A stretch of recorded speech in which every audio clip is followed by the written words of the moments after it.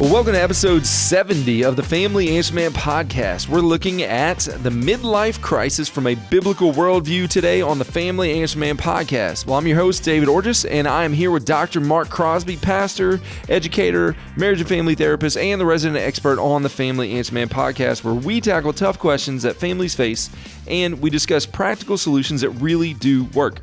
Now, this podcast is not a therapy session. We're not able to give specific advice to your situations, but we do believe that mental and spiritual health are very serious issues, and family dynamics can be and often are very complicated. So, for in-depth answers to your questions, we encourage you to seek professional counsel specific to your unique circumstances.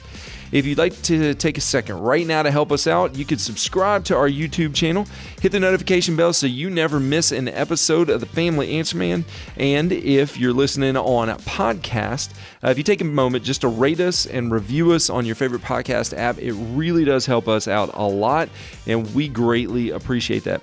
We also want to encourage you that if our content has helped you at all, please share the Family Answer Man with your friends and your family so that they can join you on this journey of building stronger, healthier, happier families. Well, Dr. Mark, it is good to be here with you today. We have a fun topic to talk about, talking about the midlife crisis. Yes. Is there a set parameter for defining when a midlife crisis happens? You know, the midlife crisis, and we'll talk about this more in a moment, midlife crisis is not a diagnostic term. Okay. It's basically a description, basically of an age range that everyone hopefully will reach and go through. Right. And the age range, depending on who you talk to, could be anywhere between 35 and 55 years old. Now, again, there's no real strong scientific, criteria that's going to say this is when it ends and this is when it begins, or vice versa.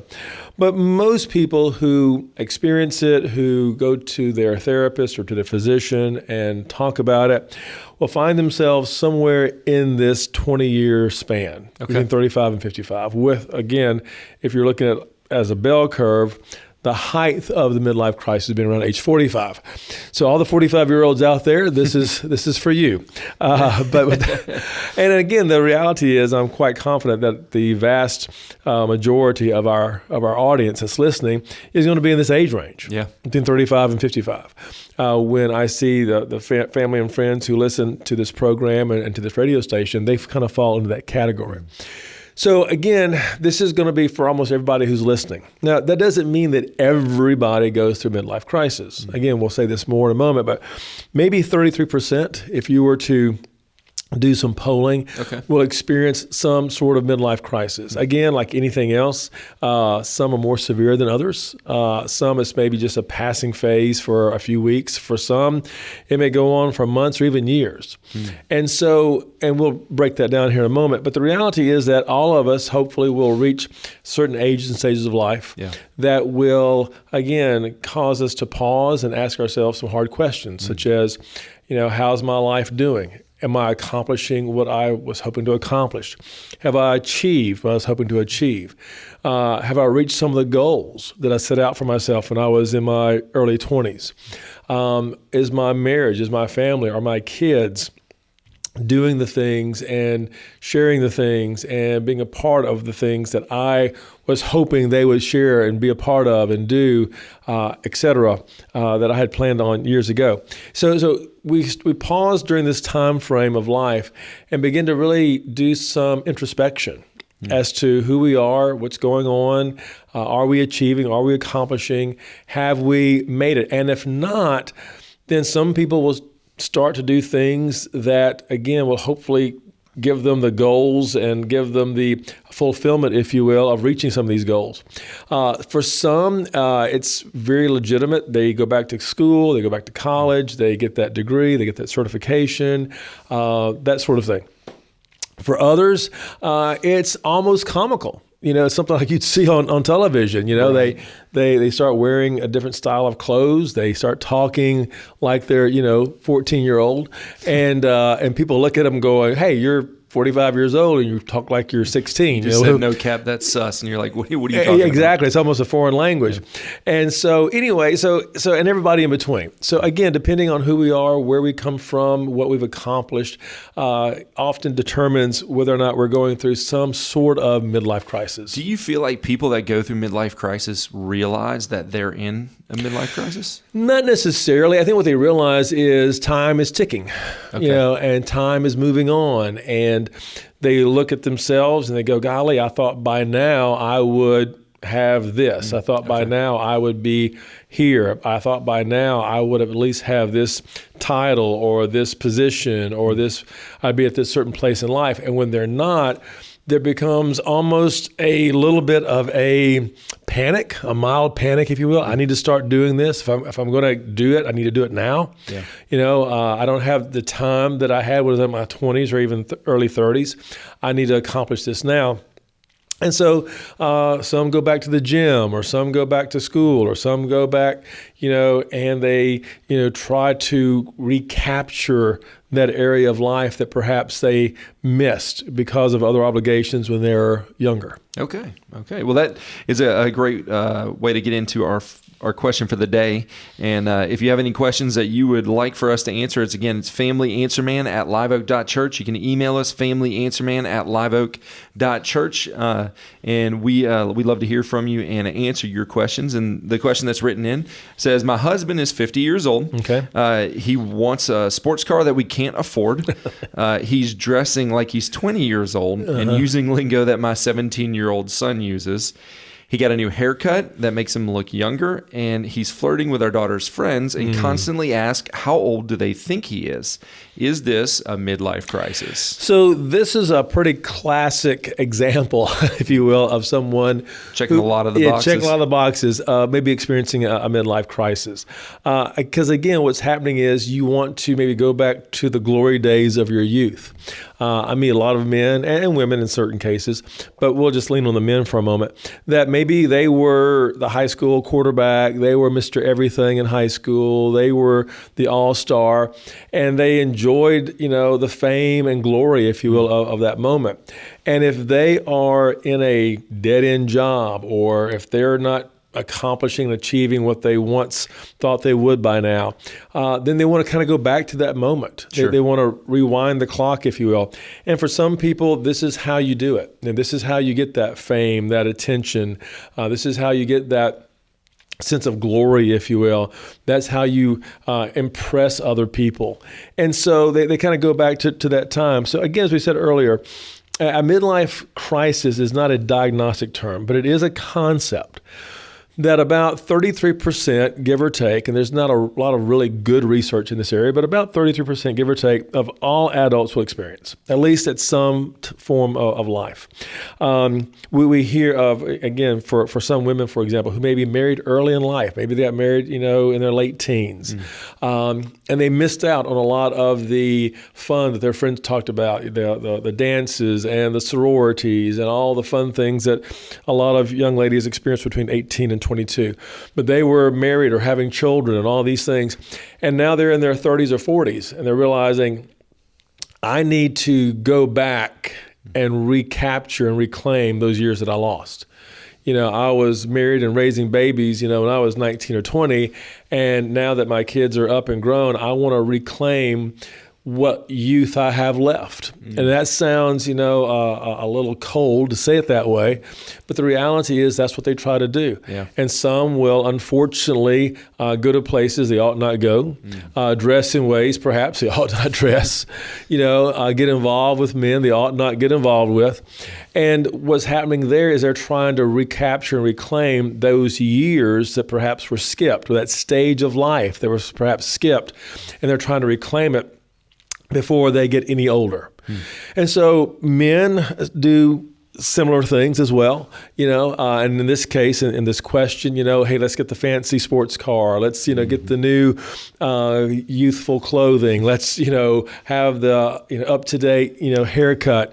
Let's, flirt with, my daughter's friends and see if they think that I'm cool or attractive or fun or whatever. Do I still have it? Right. Is what a lot of people struggle with. Do I still have the youthfulness? Do I still have the vigor? Do I still have what it takes to turn heads, or ever how you want to phrase it? So midlife crisis is a real issue for about 33% of the population. And again, the reality is midlife is a real season in life, whether it's a crisis or not. But between 35 and 55, that's a unique season of life. And the reason why that season is unique is because there are physical changes. Your metabolism slows down. You cannot eat everything you used to eat and not gain a pound like you could when you were in your 20s or early or late teens. Psychological changes are occurring. You are, again, prone to maybe brain fog in your 30s to 50s. You don't think as quickly in some cases. Sometimes you're looking for a word, you can't find it. The names of people that you should have remembered, you have forgotten. And so these things start to creep up. There are emotional changes. You become a little more sentimental between 35 and 55. You begin to become sentimental because you have kids, and because maybe your friends and peers that you grew up with, maybe some have passed away. Maybe there's that change there of your emotion towards how you see the world. Also, relational changes. You begin to realize that people come and go. The people that you went to high school with, you never hear from. You went to college with, you don't see them anymore. People come in your life and then they leave your life. If you're a pastor, you know this to be true. People come into your church and after a few years they're gone, and you're going, wow, where'd they go? I thought they'd always be here. So people are in and out of your life. Professional changes, your work. Sometimes people see you now as the old guy. You're the old guy on the floor. You're the person that everybody kind of looks up to on one hand, but kind of wishes they would retire on the other hand. And so that there's that reality, and you never thought of yourself as being the old guy, but now you're in your 40s and your 50s, and these 20-somethings that are coming right out of college or grad school, they look at you like, okay, you're a fossil. And so you're constantly dealing with that. There's spiritual changes. You become more aware of where God is in your life. You become more aware of, how does God see me, and how do I fit into the plan that God has for me at this age and stage of life? So there are a lot of changes that happen in this midlife period between 35 and 55. The concerns of midlife are very real. There are a lot of concerns. Number one is that you realize your life is half over. Right. So I know a lot of people who are in their maybe 40s say, I don't think of myself as being midlife. Well, if life expectancy is 80, right. you're midlife. Yeah. And so you realize life's half over. And if you're in your 50s, you realize that more of your life is behind you that's ahead of you, which means your mortality becomes more real. You really start beginning to think about mortality, especially when you hear about people that are around your age. I know this past week, everybody has shown a lot of remorse and grief over the death of Matthew Perry. For a lot of people, they watched his program, in the 90s. The show was Friends, and they watched him and they thought he was fun, and they could relate to maybe some of the situations and all of that. And so, but now at 54, he's gone. And there's others that, again, that you realize, hey, these are actors, these are singers, these are athletes that are my age, and now they've passed away. So your mortality becomes very real. Life as you know it is half over. In other words, you have had, maybe a great run at life. Maybe things have gone your way. Maybe, you have a good job, but you realize everything that I have known is half over. So there's major changes of your awareness. You're aware of more and more of the things that are happening in the world. You're watching the stock market. You're looking at your retirement. You're looking at what's going on in the Middle East. You're looking as to who's running the government, because you realize these things affect you. When you were in college in your 20s, you could care less. As long as I have, my library card, as long as I have a little gas in my car, as long as I know where, the local restaurant is, I'm good to go. But now everything has changed. And so you also have a new sense of meaning. So again, I think the big thing for a lot of people are the physical changes that when it comes to midlife. Again, as we said earlier, for a lot of men, it's easier to gain weight. Your metabolism slows down. Your muscle loss begins to be seen and felt. Your hair loss begins to be seen and felt. For women, it's a loss of being reproductive, the reproductive capacity, if you will. For some women, it's that loss of their youthful look. And so they begin to say things and do things and see their doctor because they don't want to lose that youthful look, if you will. The reality is, for both genders, this is a time also of fulfilling expectations. So in other words, for a lot of people, this is the time where they go, I've always wanted to get that degree, get that certification. I've always wanted to volunteer in this area. I've always wanted to learn this language. And so a lot of people, this is the time they go, I have got to do it now, because if I don't do it now, I'll never do it. Yep. And they realize that window is fast closing. For others, this is the last hurrah of their youthful opportunity. I saw a postcard the other day about turning 50, and they said that 50 is the old age of the young and the young age of the old. Yeah, that's pretty good. But you realize this is your last hurrah of youthful opportunity, because you realize if we don't do it now, it's not going to happen. For some, however, they lose their purpose when maybe this is the time when their kids have moved out.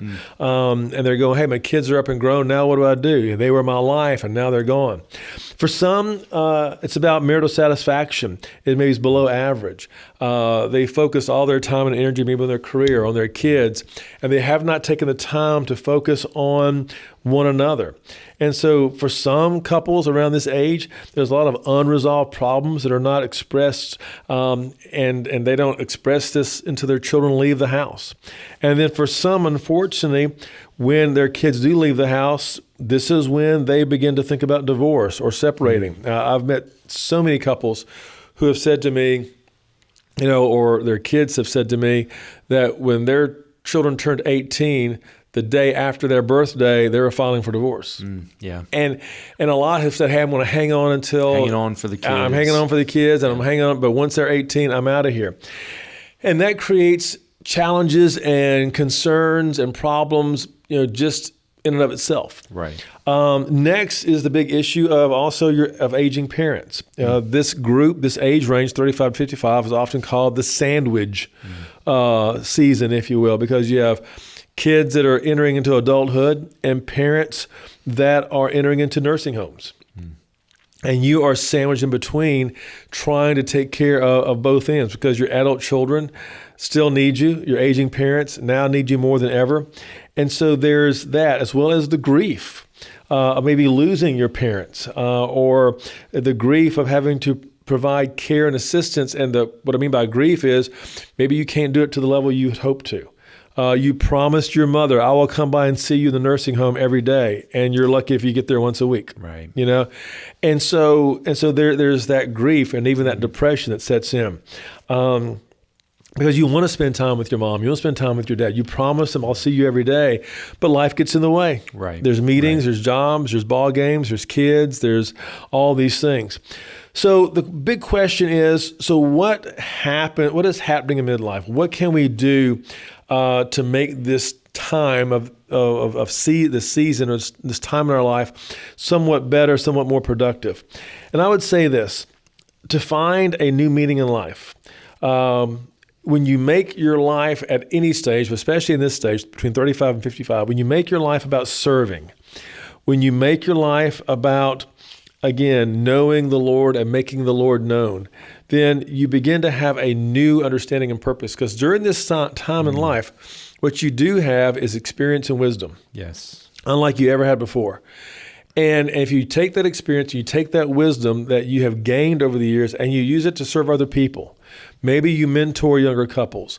Maybe you go on that mission trip. Maybe you teach that Sunday school class. Maybe you meet people for coffee and say, let me just kind of tell you about what Jesus has done for me.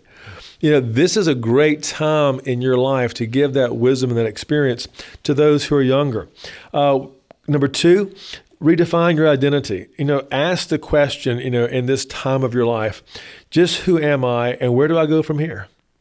Who am I and where do I go from here? And a lot of times you want to define yourself in the job that you do, but maybe you want to redefine that. Maybe who I am is I am a missionary for the Lord. Yeah. And my mission field is going to be my neighborhood, or my mission field is going to be, the people in my office complex. The mission field is going to be the people that I see here and there and yonder from time to time, and I'm going to invite them for coffee. Well, that's a great point. We talked last episode about, when you retire, a lot of times there's an identity crisis, and if you start doing that before you retire and you get to that point, you can actually serve yourself well. Right, exactly. And so redefine, in this question that was asked today, this person I think is trying to redefine himself. Yeah.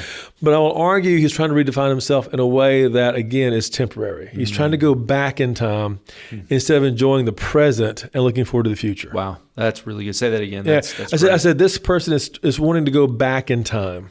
He wants to go back to his days of youth. He wants to go back to his days when he was maybe, the good-looking, handsome Mr. Everything in high school or college. Those days are gone, and that's okay.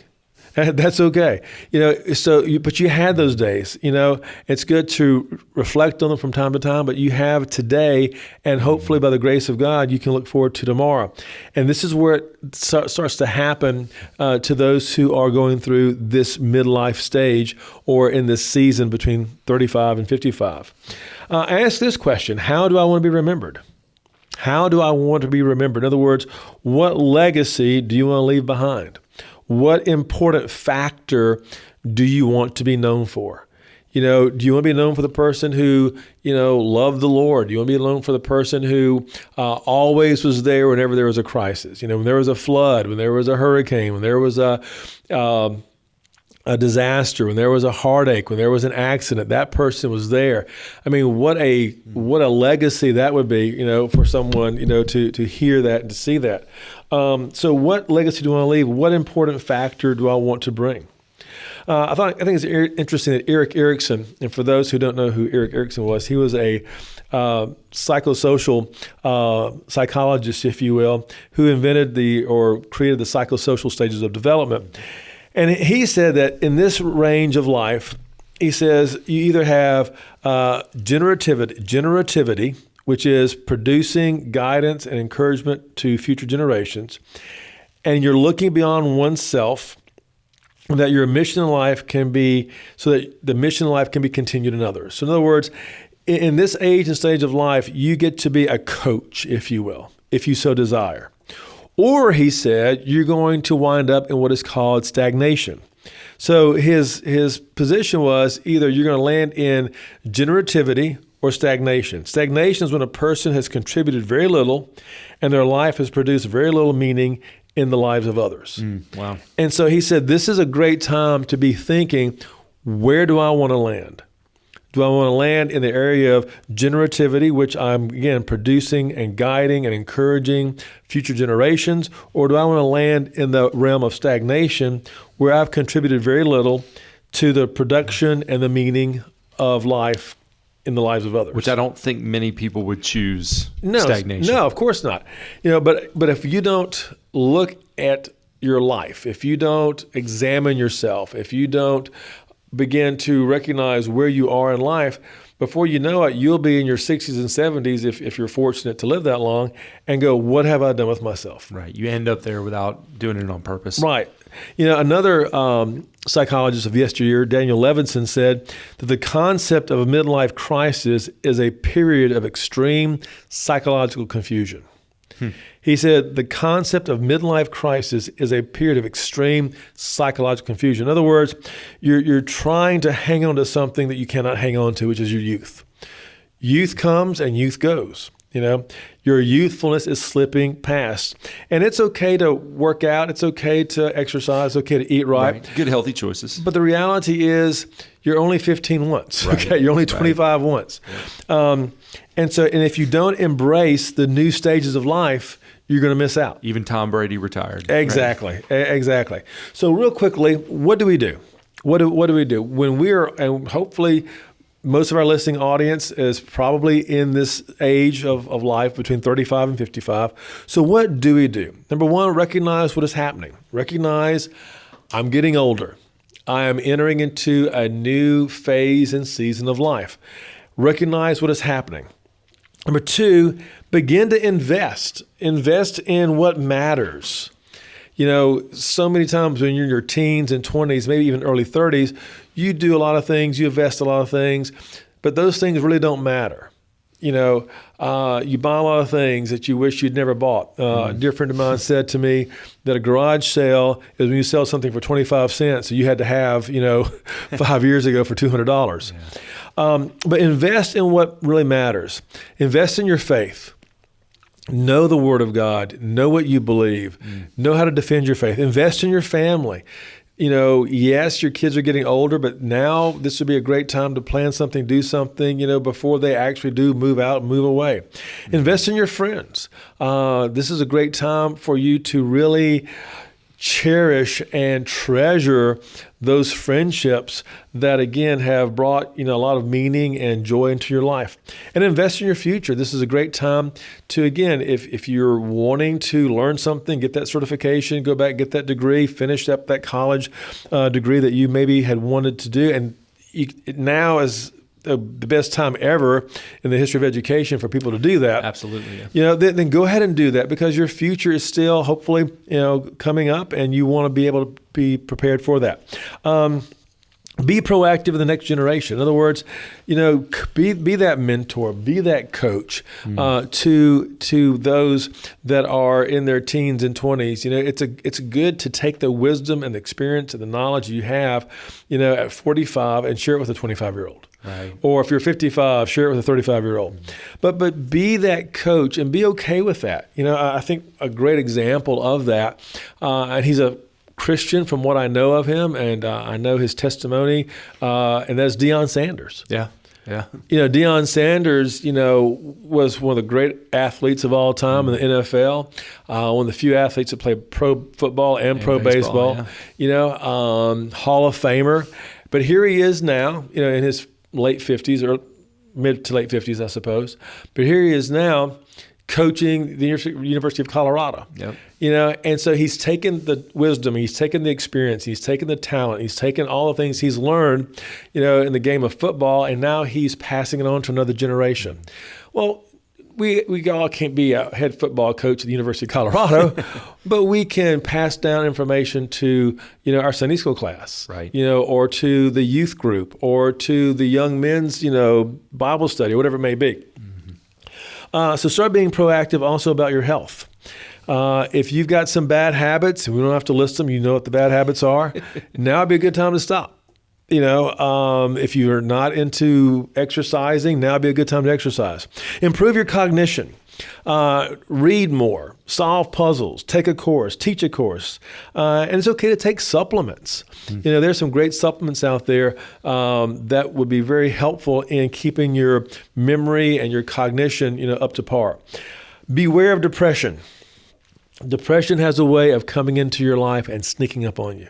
So again, as we say in almost every program, there's no shame in talking to a therapist. We need one another. There is wisdom in a multitude of counselors. And last of all, stay connected. Stay connected with your family, with your friends, with your church family. Stay connected with people that maybe you grew up with and haven't heard from in a long time. Because the reality is, no one's promised tomorrow. And we all need to be able to share and to connect and to love and live in such a way that you're staying connected with people that you care about. Not that long ago, just a couple of weeks ago, I had lunch with an old friend I hadn't seen in years, and it was great to catch up. And it was great to reminisce and reflect upon life, because here we are now, in our stage of life, and we're going, wow, where did the time go? But it was great to catch up, and it was great to reconnect, and it's great to nurture those relationships, because no one knows how much time they have on this earth. No one's guaranteed tomorrow. And so doing these things and sharing these things really makes this season of life that we call midlife much happier and much healthier. Well, there you have it. If you are entering into or in the middle of or exiting the midlife phase, there's a lot of good wisdom there from Dr. Mark. I want to say thank you to the incredible people at Winter's Air and Days Smokehouse for underwriting today's show. And as always, we hope that this episode of The Family Answer Man has helped you to build a stronger, healthier, happier family.